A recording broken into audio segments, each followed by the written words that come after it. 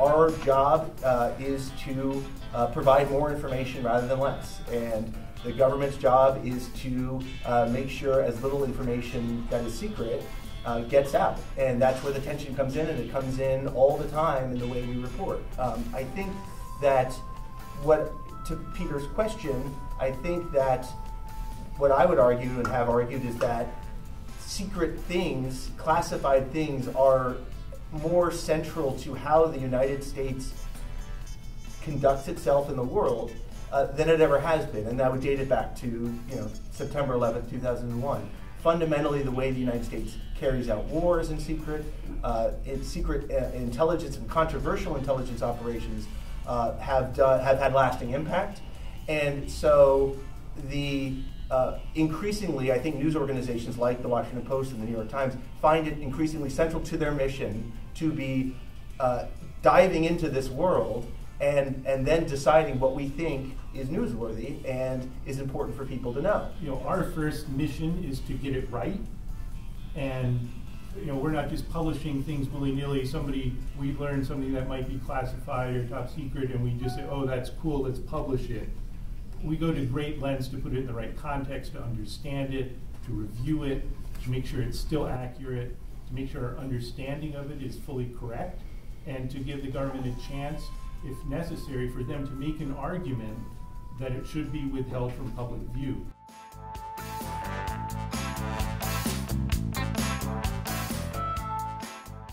This may be really hard to believe, but if you spend a career in intelligence, you don't have an opinion other than on the intelligence. And you see yourself as presenting that so the best decision can be made. And you understand that it is other parts of the government that make those decisions. I think what happens sometimes to us when there are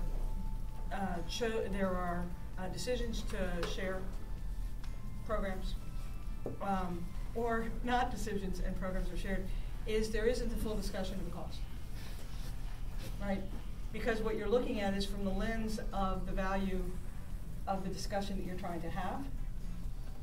And what feels like it gets a little bit short-shrift is the cost of that in terms of other opportunities. Because intelligence isn't like technology where the risk of failure is that your thing will break.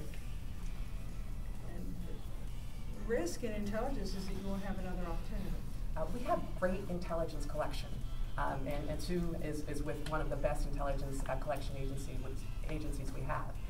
But unfortunately, we don't know everything, and we need our foreign partners, our allies, to help us fill those intelligence gaps. And they request, and oftentimes demand, that we keep that information that they share with us secret. But we do the same thing. We make that same request of them.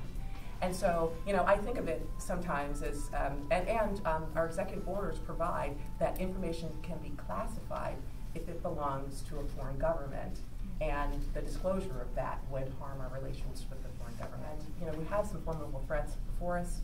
We have ISIS, we have aggressive state actors, we have Al-Qaeda, we have others. And so we can't afford to just go it alone. We need the help of our allies. That's a good question. I think the public has a right to know, insofar as I think both the Post and the Times would try and describe, if we can, a motivation of somebody when they're speaking anonymously, or how we try and, this is something I think that maybe even has gotten more consideration in newsrooms, is we don't want to just say blind source according to, if there's a motivation behind it that we feel it's important to inform our readers about. Let's talk about the White House. If we're, whatever is going on with Trump and people at the White House talking, if we can, we try and say, these are sources from within the White House talking about the president, which is very different from, somebody, Democrats in Congress or things like that. We do think it's important where if a source has an axe to grind, it's important for us to try and give a sense of that. At the same time, we feel very strongly about protecting sources because we're worried about retaliation. We're worried about protecting sources of information. As we saw during the Obama administration, people will get prosecuted, and sometimes we would argue unjustly or unfairly, and we want to keep those channels of information open so that we can report the news. The most famous example of a confidential source at the Washington Post is Mark Felt, who was Deep Throat. Did the public have a right to know who Mark Felt was before he died? I would argue the value of his information that led to the reporting that it did about Watergate, the facts of the matter was much more important to get than to tell the public who the source was. The request is you don't write this story or publish this story because real damage will be done, human lives will be lost, and this is specifically how. And sometimes they have to give more than they would like to in order to convince you that that they're serious and this is the damage, right? And so these are the discussions that happen not every day and not even every week, but with some frequency. And so and sometimes it's just taking a detail out of the story, but it's because we acknowledge we don't know everything, even though some people might think we do. But it's and so we hear people out and there's discussion. So and that's a very serious threshold that we use.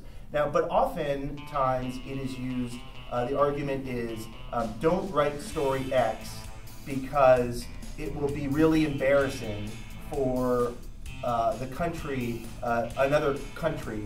And that helps us out on various things. And I'm not talking about some of the stuff Wyndee was talking about, which is specific intelligence operations. It's more, I'll bring the example of the WikiLeaks trove of information, the sort of the third trove that they put out, which was all of the diplomatic cables. And this was, I think, 2011.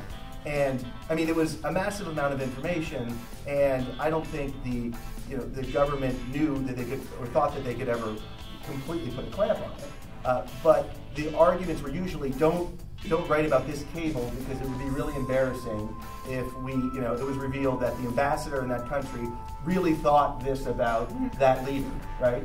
And so, and it could complicate our diplomacy. And so that is something that we listen to, but we don't consider a reason not to publish.